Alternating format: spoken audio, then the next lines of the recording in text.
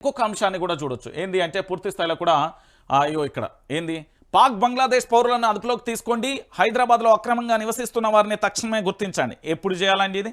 అత్యవసర సర్వీసులు, ఉద్యోగులు సెలవులు రద్దు, మంత్రులు అధికారులు విదేశీ పర్యటనలు మానుకోవాలి, అప్రమత్తత అవసరం, బ్లడ్ నిల్వలో అత్యవసర మెడిసిన్ సిద్ధం చేయండి, ఐటీ సంస్థల వద్ద హైట్ సెక్యూరిటీ టైట్ చేయండి, ఫేక్ న్యూస్పై ఉక్కుపాదం మోపండి, ఆపరేషన్ సింధూర్పై సమీక్షలో సీఎం రేవంత్ నేడు సంఘీభావ ర్యాలీ, భారతీయుడిగా గర్విస్తున్నాను, ప్రతి ఒక్కరూ ఆర్మీకి బాసటగా నిలవాలి అంటూ కూడా సీఎం చెప్పిన పరిస్థితి కనబడతాను.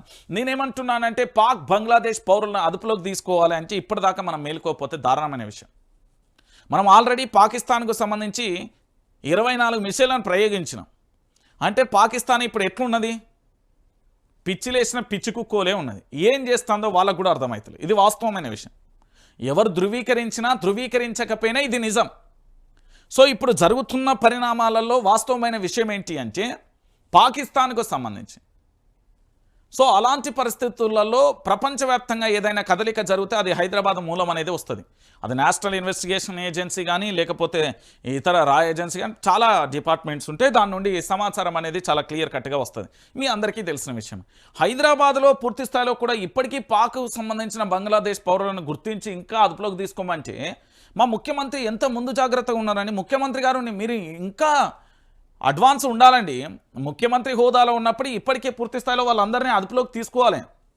ఆల్రెడీ జరగాల్సిన నష్టం ఇప్పుడు భారత్ సరిహద్దు ప్రాంతాలలో జరగకుండా ఆర్మీ అక్కడ భద్రత కాపలా కాస్తుంది.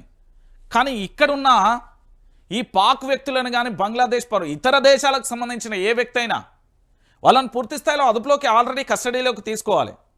వీలైనంత త్వరగా తీసుకోవాలి.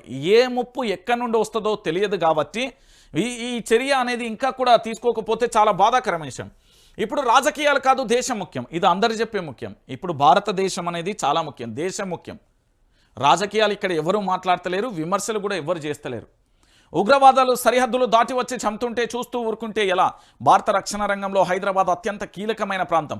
అన్ని విభాగాలను అప్రమత్తం చేయండి. ముందుగా నగరంలో అక్రమంగా నివాసం ఉంటున్న పాకిస్తాన్, బంగ్లాదేశ్ పౌరులను తక్షణమే గుర్తించి అదుపులోకి తీసుకోండి. ఆపరేషన్ సింధూర్పై ఒక భారతీయుడిగా గర్విస్తున్న ప్రతి ఒక్కరూ ఈ సమయంలో ఆర్మీకి బాసటగా నిలవాలి.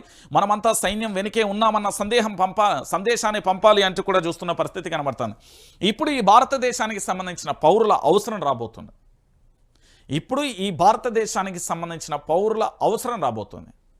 మీ చుట్టుపక్కల ఉన్న మన దేశానికి కాని వ్యక్తులను పూర్తి స్థాయిలో మీ సమీపంలోని పోలీస్ స్టేషన్కు సమాచారం అందించండి, లేదా మీ దగ్గర ఉండే 100కి సమాచారం అందించండి. దాంతోపాటు ఈ భారతదేశంలో ఉన్న ప్రతి ఒక్క పౌరుడు కూడా యుద్ధానికి నేను సైతం అనే విధంగా సిద్ధంగా ఉండాల్సిన అవసరం